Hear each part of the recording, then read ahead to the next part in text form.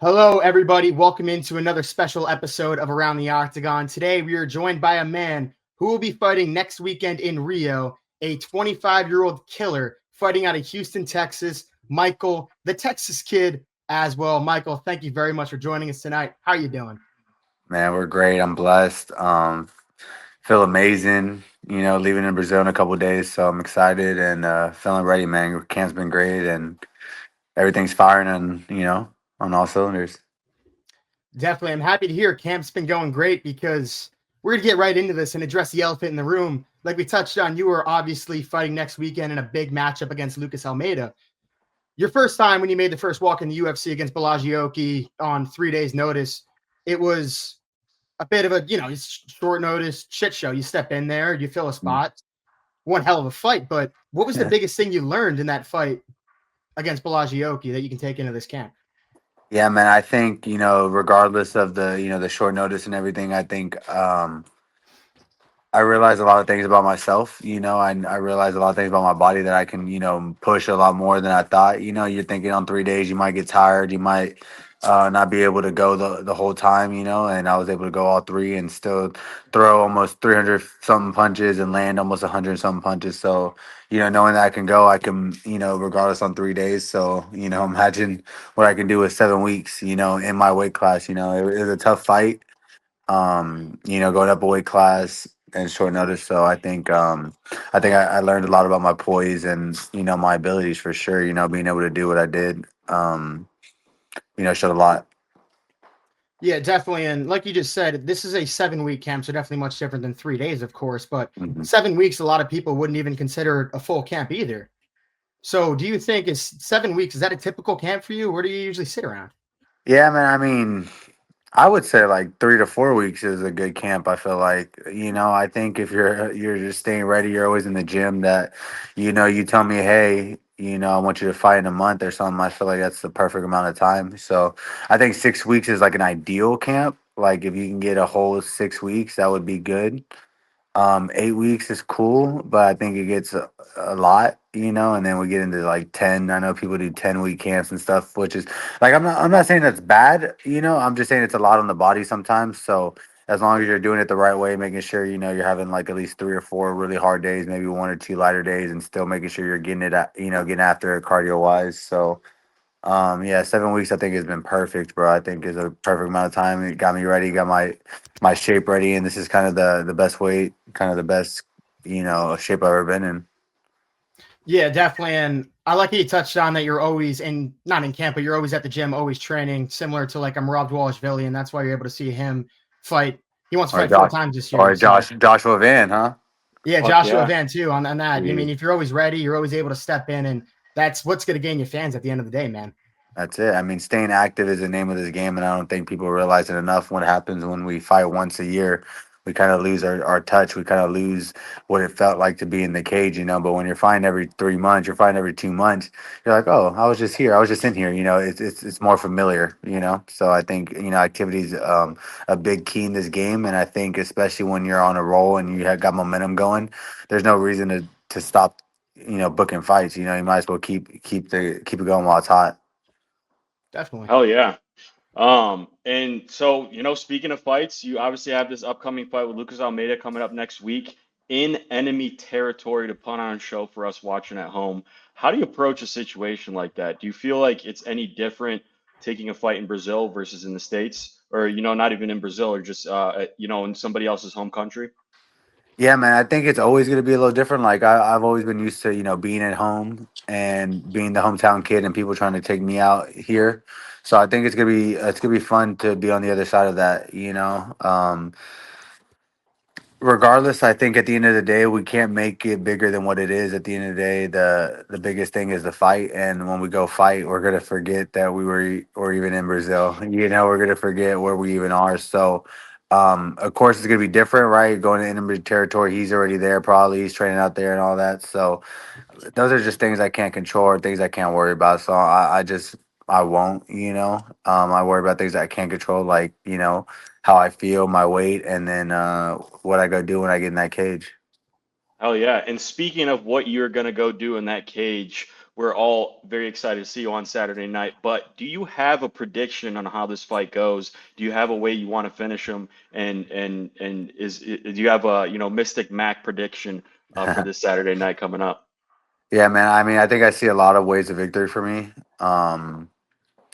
Ideally, we want to go in there, knock him out early, but I think, I want to push his cardio, kind of push the fight a little bit, and I'm thinking it probably ends late second, early third, or something like that. I think if I implement my game plan and do what I do, I think eventually he's just gonna break, and I'm gonna be the one with my hand raised. Oh yeah, we're not fighting for points. No, we're not I'm gonna we're not excited to gonna win watch it. We're not gonna win the decision in Brazil against a Brazilian. I don't think so. I think we're Get gonna have to upset go. We're gonna abroad. have to go take care of it. Yeah, I have a feeling this fight's going to be absolute fireworks. And talking about what happens after that fight, a win here puts you at 11-3 with back-to-back UFC fights, your first UFC win, and it puts you in a really good spot.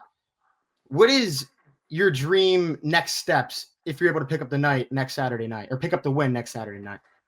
yeah, man. We definitely want to take care of business first. October 11th. They moved that Randy Brown fight and that Ishmael and Bofon's main event on Apex. So they bumped me to the main card, I think, for the moment. So I think I'm gonna be the first fight on the main card. I'm gonna go out there, put on a show like I have been, and I think that's why they moved me. I think they know what I bring to the table. They know I always show up, and yeah, man, I forgot your question. No, it was pretty much answered it right there. But segueing a little bit away from this upcoming fight, I wanted to talk a little bit about your Dana White Contender Series fight. That one was pure fireworks, and one in Yeah, which I personally thought you did enough to get the judges' nod. for The sure. judges thought a different way. So my question for you is there, like, when the judges do side in a different direction in a close fight like that, how do you not let that impact you moving forward?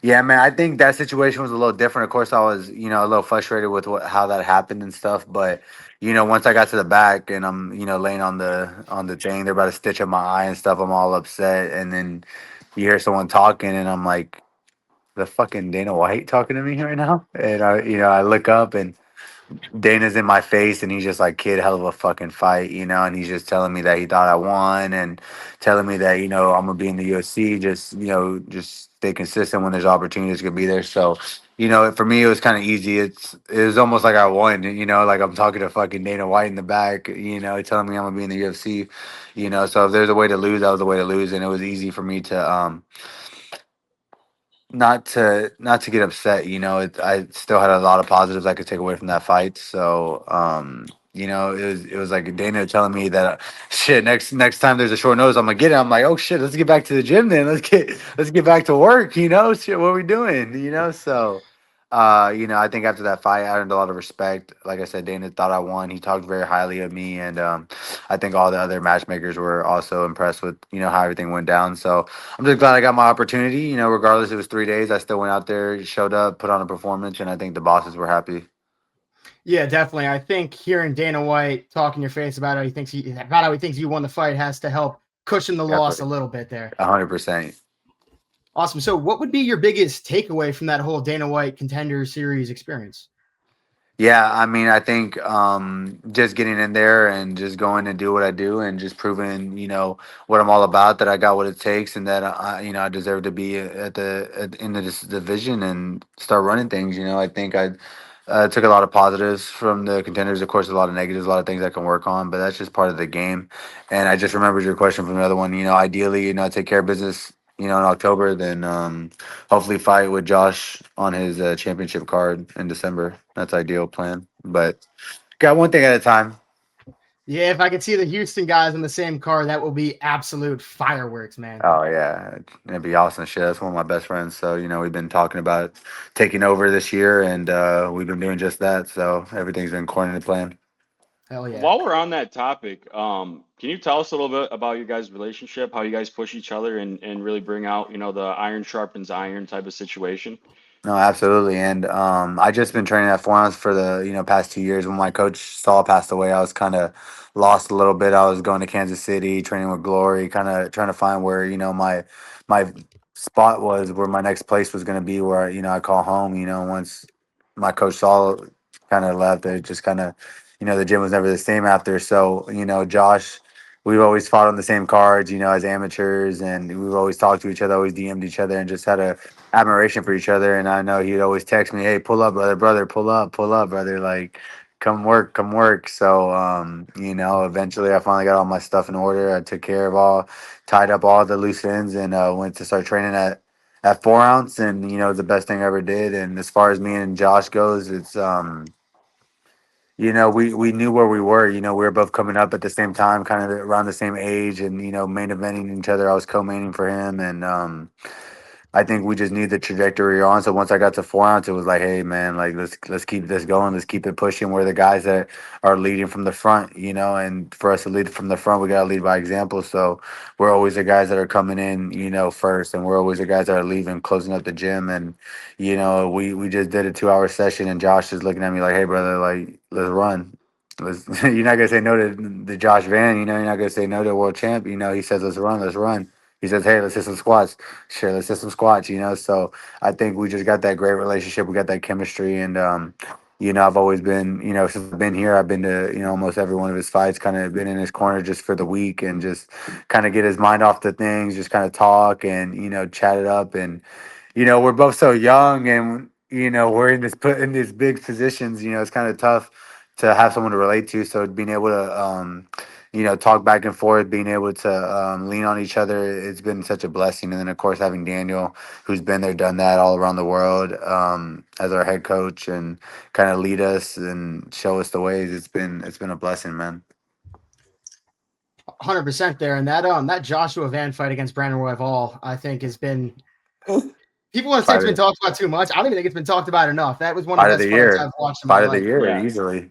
We all texted each other. We're all like, dude, that was probably the craziest fucking fight I've ever seen in my life. Like, Oh, that was 100%. like one of the craziest things I've ever seen. It was like I got my money's worth 100%.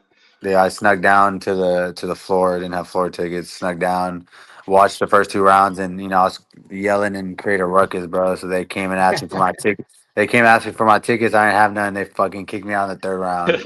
I had to watch the rest. Dude, I had to watch the rest of the third round. I FaceTime my friend. I'm on 1%. I'm literally sitting outside the arena, plugged into an outlet, watching the shit on FaceTime, bro. I was so sick. But my Did boy you got see the the. knockdown? Bro, yeah, I was on FaceTime, bro. I was like, dog.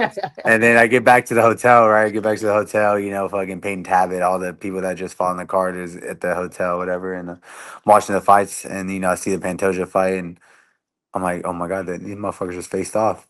Because we were talking about it all week. We are talking about it all week. Josh like, bro, you think it'd be cool if we faced off? I'd be like, fuck yeah, that'd be dope, bro. We should definitely do it. Like, UFC's never done it, but why wouldn't they do it? And then they ended up doing it and stuff. And I was like, man, this is awesome. It's kind of everything we talked about, everything we spoke into existence. So yeah, man, it's been great. Definitely. So while yeah, no, you got it, go bro. on, son. No, you take it. All right. Well, while we're it's going back to the fights and all the fights you've put on, and kind of relating a little bit to Josh Van, you guys are very much about it. And I would say your guys' personality in that cage is very similar. You guys just go fucking ham. So I have to ask, what the hell is your problem, man? I feel like every time you're in that octagon, you're putting on a war, and you're just putting on a show for all of us. I mean, is that part of your game plan, or is that just who you are as a fighter? Yeah, man. I mean, the goal is definitely, Josh would say the same thing, especially his last fight, is to hit them and not get hit. I know he was upset with how many times he got hit, and trust me, I don't love getting hit, and I just can, unfortunately, have a chin, and I use it a little bit more than I need to. But I think just when we get into that cage, man, that shit flips. That switch flips, and it's like, I'm here to change my life, man, and I just won't go away. I'm gonna be here forever. So I gotta get into that mode. I gotta get into that switch, man. You're not gonna take me out, man. I can't. I got too much going on. I got too much. I need this, man. Like it's what I do. So I think we're just killers when it gets in there. When it's time to fight, when the lights are on, and when it's time to shine, that's when we come alive. Hell yeah, I respect that. Zach, you got it? You wanted to say something? Sorry, I cut you off. No, I have nothing. You can go on, son. All right, sweet. I got you then. So you going back a little bit to your origins and kind of who you are as a fighter. You've earned yourself the nickname the Texas Kid. Can you tell us a little bit about that, the origins of that, and how the Houston culture influenced your journey coming into the MMA and ultimately into the UFC? No, absolutely, bro. I think Houston's a huge part of who I am, man. That's where I grew up. I grew up in Second Ward, downtown Houston. Born and raised. Went to a little middle school, Our Lady of Guadalupe down the street. And I think just swing and bang. I guess this is where we're from. This is what we do in Houston, man. We get after. We're gritty, hardworking. Blue collar workers, just trying to make ends meet. You know what I'm saying? And I've been fortunate enough to I started fighting when I was 17, and I met Coach Salsa Lease, the OG, the godfather of MMA, man. And, trained Tito Ortiz, trained Chris Cyborg, Rico Rodriguez, a bunch of world champions. And, he told me that he thought I could be a champion. And when I was 16, 17, I said, shit, hell yeah, let's do it then. What do I need to do? And I lost like 60 pounds. I started fighting for him. I had my first fight at 17. And, we were just coming up with names. I'd be lying if I didn't steal Uriah Faber's California Kid a little bit. But my dad started using Texas Kid. People really liked it. I really embody what it means to be, from Houston. It really embodies what it means to be from Texas, man. And I'm definitely proud of it. I love, where I'm from, and the people I do it for. So, I wouldn't be here without my people. I wouldn't be out here without Houston for sure. Hell yeah. And while we're speaking about Houston and taking a little bit of a step back from fighting, I'm gonna feel like Nardwar here, but I found out, I think, that you're a member of the Kappa Sigma fraternity back in your college days at Houston University. Is that right? That is correct. Yeah, I Okay, so rushed. funny enough, Zach and I we met and we became good friends through our fraternity over at Michigan State. So Okay. can you tell us a little bit about how that shaped your character first of all, and how it impacted your experience in college and then obviously outside? Yeah, man. I think I went to strict Jesuit college prep in Houston. And I would almost say that was like a fraternity. It was an all boys school. Of course, it was a girls' school across the street, but you're only in class with all the dudes, all the boys. So it's almost like we built our own little fraternity. All the 250 kids in our class, kind of just locked in with our peoples and stuff. So when I went to college, I kind of had an idea that I would probably rush. I was still fine at the time, so I knew that it probably wouldn't be as attainable, just because of the what you have to do and all the being on time and just making sure that you're taking care of the business fraternity side. But I just let them know what I was doing and kind of my path and my trajectory. And most of those guys were like, oh shit, okay, like you're not just some slap dick, like making stuff up, just not wanting to show up and stuff. Like I was actually taking care of my business. So my when I was 19 or 18, I rushed that fall into college, and kind of got to experience the party side of things. Kind of got to enjoy those types of those things, and I learned a lot, man. Just humility, kind of learn that there's just bigger things going on. But I think the camaraderie and I think the people that you meet in these fraternities is unreal, man. So it's like I met a lot of great dudes in Kappa Sig, in U of H. But then you think about it in the grand scheme of things, I got a lot of buddies that go to UT Texas, right? So then when I go to meet their fraternities at Sig Ep and stuff, it's like whole different world. Those are $1 million houses that they're living in with how much they're paying for their dues and stuff. So like you just you meet those people. It's like, oh yeah, my dad owns the Falcons. Like, oh yeah, like okay, like yeah, yeah, like my dad, yeah, is like CFO for C4 and shit. So it's like those are the connections that you're trying to meet, and those are the people that you're trying to rub elbows with at the end of the day. So I think it's one misconception about fraternities. Of course, it's always the parties and going getting lit, getting all the girls and stuff, all that. But it's really the people that you meet and the connections that you make along the way. Oh Yeah, yeah, 100%. I couldn't 100%. agree with you there, Morning.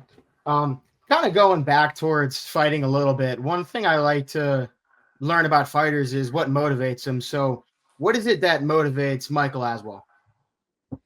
Yeah, man. I think since I was a kid, I knew I was destined to be great. You know, I was destined to do things that normal people couldn't. You know, I just knew that I wasn't normal. I never, never thought that I would be. And I played sports growing up. I always knew that whatever I wanted to do, I was gonna be the best at it. And I think just I think myself motivates myself. I think I'm looking in the mirror trying to beat me every day. I said, okay, let me be better than I was yesterday. Let me try to be better than I was the day before, even if it's just 1%, even if it's 0.01%. Just trying to be better than the next day. And I think when it comes to sports and when it comes to activities or things like this, I'm just super competitive. And at the end of the day, I got my family to take care of. I grew up not in the I wouldn't say I was super poor, but I had the things I needed, never everything I wanted, but that's okay. I take it with a grain of salt. My mom was working 2 jobs to, get me and my sister through school. My dad was working,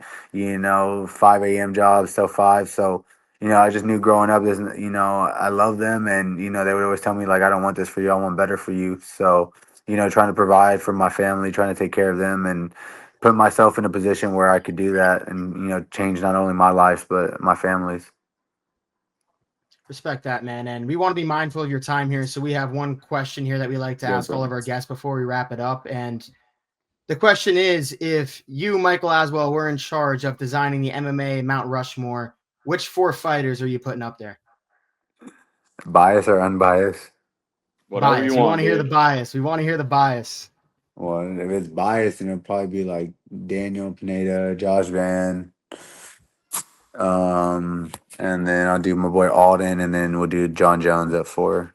I But Got it. got Got you. if it. we don't include my 4-ounce guys, I'd probably go probably Jones up there, probably Anderson. For me personally, it'd be McGregor, and then the fourth one probably like Max Holloway or something like that. For me, there's just guys that I kind of grew up on and kind of watched and try to emulate a little bit.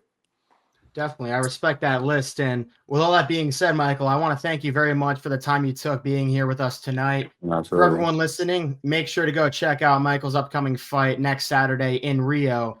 And Michael, can you let everyone know where they can follow along on your journey? And if you have anything else you want to say, now's the time. Yeah, man. Y'all can follow me on Instagram at Mike _ Michael Aswell MMA, on Twitter Aswell Michael, and then TikTok. I just got TikTok Michael Aswell 4. Yeah, man. Y'all follow along. I'm trying to post more. It's just I be locked in, bro. I don't got time to be doing all that social media shit. But I'm trying to get people to get content and send me videos. I just throw up on the gram real quick and stuff. So yeah, I'm gonna get in tune on that. I'm gonna get working on that. So y'all follow along, man. Shout out to all my peoples, my 4-ounce fight team, my coach, my boxing coach Danny, and yeah, man, all the people that have been right along, all my friends, my family, my girl, everybody.